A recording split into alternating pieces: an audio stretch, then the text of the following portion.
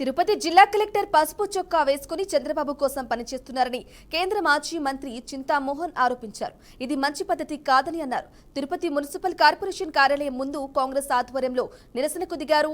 292 కోట్ల రూపాయలతో 7,008 ఇళ్లను కాంగ్రెస్ పార్టీ హయాంలో నిర్మించామని వాటిని నిరుపేదలకు అందజేయాలని కోరుతూ చింతామోహన్ ఆధ్వర్యంలో నిరసనకు దిగారు. కూటమి నాయకుల పాపాలు మితిమిరిపోయాయని వాటిని ప్రక్షాళన చేసుకోవడం కోసం ప్రయాగ్రాజ్కి వెళ్తున్నారని విమర్శించారు.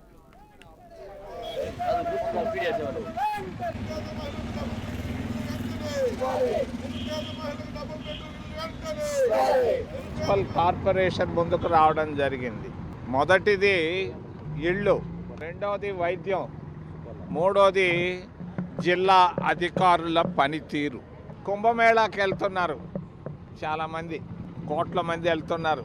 కూటమి ప్రభుత్వంలో వాళ్ళు కూడా వెళ్తున్నారు కుంభమేళాకి. కుంభమేళాకి వెళితే చేసిన పాపాలు పోతాయని వాళ్ళు అనుకుంటున్నారు. ఈ మధ్యకాలంలో కూటమి ప్రభుత్వంలో ఉన్న వాళ్ళ పాపాలు ఎక్కువైపోతున్నాయి.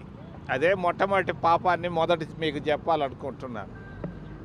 కాంగ్రెస్ పార్టీ అధికారంలో ఉన్నప్పుడు 292 కోట్ల రూపాయలు ఇచ్చాం 7,008 మంది మహిళలకు, నిరుపేద మహిళలకు. ఒక్కొక్క నిరుపేద మహిళకు 4 లక్షల రూపాయలు ఇవ్వడం జరిగింది. ఎందుకు? 2 బెడ్రూముల ఇళ్ళు కట్టించేదానికి. ఆ రోజు మంత్రి, కేంద్రంలో మంత్రి జైరాం రమేష్ కూడా పునాది రాయి వేయడం జరిగింది. మన్మోహన్ సింగ్ చేతుల మీదగానే, ప్రధానమంత్రి చేతుల మీదగానే 292 కోట్ల రూపాయలు ప్రభుత్వానికి ఫిబ్రవరి 2014లో ఇవ్వడం జరిగింది. ఈ డబ్బు ఎక్కడ పోయింది? ఎవరు తీసుకున్నారు? దేనికి ఉపయోగించారు? మీరు పుణ్యక్షేత్రంలో పేదవాళ్లకు, నిరుపేద మహిళలకు ఇచ్చిన డబ్బుని మీరు ఎక్కడ పంపించారు?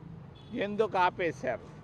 ఇది పెద్ద పాపం. చంద్రబాబు నాయుడు గారు నిన్న పెళ్లికి వచ్చారు, చిన్న బిడ్డను ఎత్తుకొని అందరికీ చూపించిపోయారు. దానివల్ల ప్రయోజనం లేదు. చిన్న బిడ్డల తల్లులు ఉన్నారు, 7,008 మంది నిరుపేదలు. వాళ్ళ ఇళ్ళు వెంటనే శాంక్షన్ చేయి.